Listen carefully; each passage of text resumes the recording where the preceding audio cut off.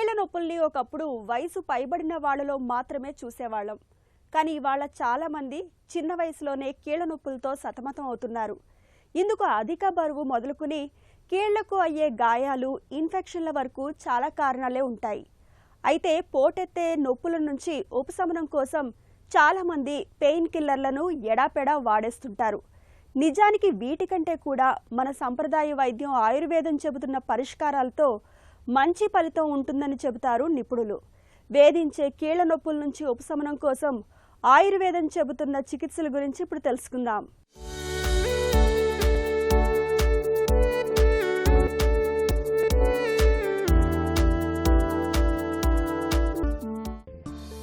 కీళ్ల నొప్పులంటే ఒకప్పుడు వయసు మళ్లిన వాళ్ల సమస్యగా భావించేవాళ్లం. కానీ నేటి ఆధునిక జీవనంలో ఇవాళ చిన్న వయసులోనే చాలా మందికి కీళ్ల నొప్పులనేవి పెద్ద సమస్యగా మారుతున్నాయి. 25 వయసుకే మోకాళ్లు, భుజాలు, మణికట్టు, మెడ, నడుము కీళ్ల నొప్పులు వేధిస్తున్నాయి. ఉదయం లేవగానే కీళ్లు బిగుసుకుపోవడం, మెట్లు ఎక్కేటప్పుడు నొప్పి, ఎక్కువసేపు కంప్యూటర్ ముందు కూర్చుంటే భుజాలు పట్టేయడం, వ్యాయామం చేసిన తర్వాత కీళ్లు నొప్పితో మండిపోవడం, ఇవన్నీ నిత్య జీవితాన్ని నరకంగా మార్చే లక్షణాలే. ఆయుర్వేదం ప్రకారం శరీరంలో వాతదోషం అధికమైనప్పుడు, అస్థిధాతువు బలహీనమైనప్పుడు, అలాగే ఆమం అనే జీర్ణం కాని విష పదార్థాలు శరీరంలో పేరుకుపోయినప్పుడు కీళ్లలో నొప్పి, వాపు, బిగుతూ మొదలవుతాయి. అయితే ప్రతి కీళ్ల నొప్పి ఒకే కారణంతో రాదు. కొందరిలో విటమిన్ డి లోపం, మరికొందరిలో అధిక బరువు, ఇంకొందరిలో జిమ్లలో తప్పు పద్ధతిలో వ్యాయామం చేయడం, మరికొందరిలో గంటల తరబడి మొబైల్, ల్యాప్టాప్ వినియోగం కూడా ప్రధాన కారణాలుగా మారుతున్నాయని చెబుతారు నిపుణులు. గత 10-15 సంవత్సరాలుగా మేము యంగ్ పీపుల్లో 20 years, 15 years పైబడ్డ వాళ్ళల్లో కూడా జాయింట్ పెయిన్స్ని చూస్తున్నాం. ఆ డేటా శాస్త్రీయంగా చూసినట్టయితే 20-30% డేటా యువత లోపల ఆర్థ్రాల్జియా, జాయింట్స్ లోపల నొప్పి, సరిగా నడవలేకపోవడము, డిస్కంఫర్ట్గా ఉండడము, ఇది మరి ఎందువల్ల జరుగుతుందనేది ఒకటి విశ్లేషణ చూసినట్టయితే లైఫ్ స్టైల్ మాడిఫికేషన్స్ ఒకటి, ఆహారం జంక్ ఫుడ్ మీద పడడం, విపరీతమైనటువంటి ఇంట్లో ఆహారం కాకుండా మన బయట ఆహారం లోపల అధికంగా పిజ్జా లాంటిది, తర్వాత రిఫైన్డ్ షుగర్ లాంటిది ఎక్కువగా ఉండేటువంటిది, అండ్ ప్రాసెస్డ్ ఫుడ్, ఫ్రోజన్ ఫుడ్కి సంబంధించినటువంటి అంశాలు తీసుకోవడం ఒక ప్రధానమైనటువంటి కారణం. ఇంకొకటి సర్టెన్ డయాబెటీస్ వాళ్ళల్లో కొంత ఉంది. ఆటో ఇమ్యూన్ వ్యాధి లైక్ సిస్టమిక్ ల్యూపస్ ఎరిథమాటోసిస్ లాంటిది కానివ్వండి, స్కిన్ వ్యాధులలో కానివ్వండి, మనము వివిధ రకాలైనటువంటి స్టీరాయిడల్ థెరపీ తీసుకునేటువంటి వాళ్ళల్లో, వైటమిన్ డి డెఫిషియన్సీ ఉండేటువంటి వాళ్ళల్లో, మెటబాలిక్ డిజార్డర్స్ లైక్ హైపోథైరాయిడిజం లాంటి వ్యాధులు ఉండి దానికి తగు ట్రీట్మెంట్ తీసుకునే వాళ్ళల్లో, ఇన్ఫెక్షన్ క్రైటీరియాగా వచ్చేటువంటి జాయింట్స్ లోపల వాపులు, స్వెల్లింగ్స్ వల్ల కానివ్వండి, శరీరం లోపల పలు కారణాల చేత చిన్న జాయింట్స్ నుండి పెద్ద జాయింట్స్ వరకు మొదట ఆర్థ్రాల్జియా అంటే కీళ్ళల్లో నొప్పి, స్వెల్లింగ్, వాపు రావడం, తర్వాత జాయింట్ యొక్క మొబిలిటీని, మూమెంట్ను కోల్పోవడం, తద్వారా క్రమేణా దాని ఫంక్షన్ను పూర్తిగా కోల్పోవడానికి ఆస్కారం ఉంది. ఆయుర్వేదంలో చికిత్స అనేది కేవలం నొప్పిని తగ్గించడం కాదు, నొప్పికి మూల కారణాన్ని తొలగించడం అనేది ప్రధాన లక్ష్యంగా ఉంటుంది. కీళ్ల నొప్పులతో బాధపడుతున్న వారికి చికిత్సలో భాగంగా తొలుత జీర్ణశక్తిని మెరుగుపరిచి ఒంట్లో పేరుకుపోయిన ఆమాన్ని తొలగించే ప్రయత్నం చేస్తారు.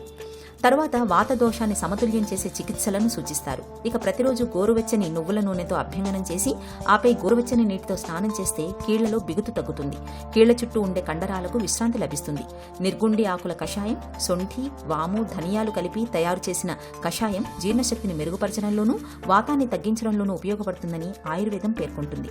కొద్దిగా పసుపు, చిటికెడు సొంఠి పొడి, వీటిని తేనె లేదా గోరువెచ్చని పాలతో తీసుకుంటే పోటెత్తే నొప్పుల నుంచి మంచి ఉపశమనం లభిస్తుంది. పసుపులోని సహజ గుణాలు శరీరంలోని వాపు తగ్గించడంలో సహాయపడతాయి.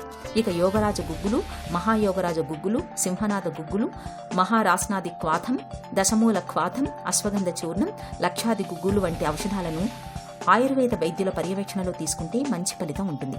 అలాగే జానుబస్తి, పత్రపిండ స్వేదం, నవరకిచి, పిండస్వేదం, కటిబస్తి, పిజివిల్, విరేచన కర్మ, బస్తి చికిత్సలు వంటి పంచకర్మ విధానాలు కీళ్ల నొప్పుల తీవ్రతను తగ్గించడంలో కీలక పాత్ర పోషిస్తాయి. సంధివాతము, ఆమవాతము, తర్వాత భుజానికి సంబంధించినటువంటి కొన్ని వాతాలు ఇవి ఆయుర్వేదంలో ఉన్నాయి. దీని లోపల gouty arthritis, rheumatoid arthritis and osteoarthritis వ్యాధుల్ని మనం ఆయుర్వేద దృక్కోణంలో చూసుకొని ఆయుర్వేదిక్ చికిత్సా పద్ధతులను కనుక చేసినట్టయితే మనకు ఇన్ఫెక్షన్ వల్ల కానీ, మెటబాలిక్ వల్ల కానీ, లేదంటే స్పోర్ట్స్ ఇంజురీ, ఎస్పెషల్లీ యూత్లో స్పోర్ట్స్ ఇంజురీ కూడా ప్రత్యేకమైన కారణం ఉంది, ఓవర్ యూసేజ్ అంటారు. సో దీనికి ఎర్గోనమిక్ చేంజెస్, మన సీటింగ్ పొజిషన్లో మార్పులు చేసుకోవడం, స్పైన్ ఆర్టికులేషన్ లోపల మార్పులు చేసుకోవడంతో పాటుగా ఆయుర్వేదిక్ చికిత్సా పద్ధతులు చేసుకున్నట్టయితే తప్పకుండా మంచి రిజల్ట్స్ ఉంటాయి. దీని లోపల ముఖ్యంగా అభ్యంగనము, జానుబస్తి, కటిబస్తి ఇలాంటి ప్రత్యేకమైనటువంటి ప్రొసీజర్స్ ఉన్నాయి. అంటే ముఖ్యంగా స్పైన్ లోపల మార్పులు ఉన్నప్పుడు, మోకాలు చిప్పల మార్పులు ఉన్నప్పుడు మనకేంటంటే ఆయా పిండి కట్టు ద్వారా ధన్వంతరి తైలము, మహావిషగర్భ తైలాల్ని ఆ కటిబస్తిలో పోసి 30 నుండి 40 నిమిషాలు ఒక కాన్స్టాంట్ టెంపరేచర్, బాడీ టెంపరేచర్ కంటే 3-4 డిగ్రీల టెంపరేచర్ను మెయింటైన్ చేయడం ద్వారా పారావర్టిబ్రల్ మజిల్స్ లోపల స్ట్రెంథనింగ్ చేయడం, సైనోవైల్ ఇన్ఫ్లమేషన్ను తగ్గించడం, బయోకెమికల్ ఇన్ఫ్లమేటరీ మార్కర్స్ను నిర్హరింపచేయడం, ఫర్దర్ డ్యామేజ్ను మనం ప్రివెంట్ చేయడం ద్వారా ఆయుర్వేదిక్లో ఉండేటువంటి కటిబస్తి కానీ జానుబస్తి యొక్క భూమిక ప్రధానాంశంగా ఉంది. దాంతోపాటుగా శరీరంలో ఇమ్యూనిటీ తగ్గినప్పుడు, డెఫిషియన్సీస్ ఉన్నప్పుడు, ఆమము యొక్క ప్రకోపం ఉన్నప్పుడు ఆమహర చికిత్స, వెయిట్ రిడక్షన్ చికిత్సలతో పాటుగా కొన్ని వస్తువులు కూడా, అంటే మలమార్గం ద్వారా సంధివాత హరము, వాతహరము చేయగలిగే కొన్ని నిర్గుండి కషాయంతో కానీ, దశమూలాలతో చేసిన కషాయాలు కానీ, మహారాసనాతో చేసినటువంటి కషాయాలతో పాటుగా ఆర్థ్రెక్స్ క్యాప్సిల్స్ను కానివ్వండి, కొన్ని కంపెనీలు తయారు చేసినటువంటి మా అనుభవంలో ఉండేటువంటి ఈ ట్రీట్మెంట్ పద్ధతులు ఉపయుక్తమై యువత ఈ జాయింట్ వ్యాధిన పడకుండా, పడ్డా కూడా మనం తొందరగా ఆయుర్వేదం ద్వారా బయటపడవచ్చు అనేది చెప్పగలనండి. కీళ్ల నొప్పులు వచ్చిన తర్వాత చికిత్స తీసుకోవడం కంటే రాకుండా చూసుకోవడమే ఉత్తమం. ఇందుకు జీవనశైలిలో తగిన మార్పులు చేసుకోవాలి. రోజు కనీసం 6 గంట నడక, సూర్య నమస్కారాలు, వజ్రాసనం, తాడాసనం, భుజంగాసనం వంటి యోగాసనాలు కీళ్ల కదలికను మెరుగుపరుస్తాయి. చల్లటి పానీయాలు, ఫాస్ట్ ఫుడ్, ఎక్కువగా వేయించిన పదార్థాలు, ప్యాకేజ్డ్ ఆహారం, రాత్రులు ఆలస్యంగా భోజనం చేయడం ఇవన్నీ వాతాన్ని పెంచి సమస్యను మరింత ఎక్కువ చేసే అవకాశం ఉంటుంది. కాబట్టి వీటికి దూరంగా ఉండాలి.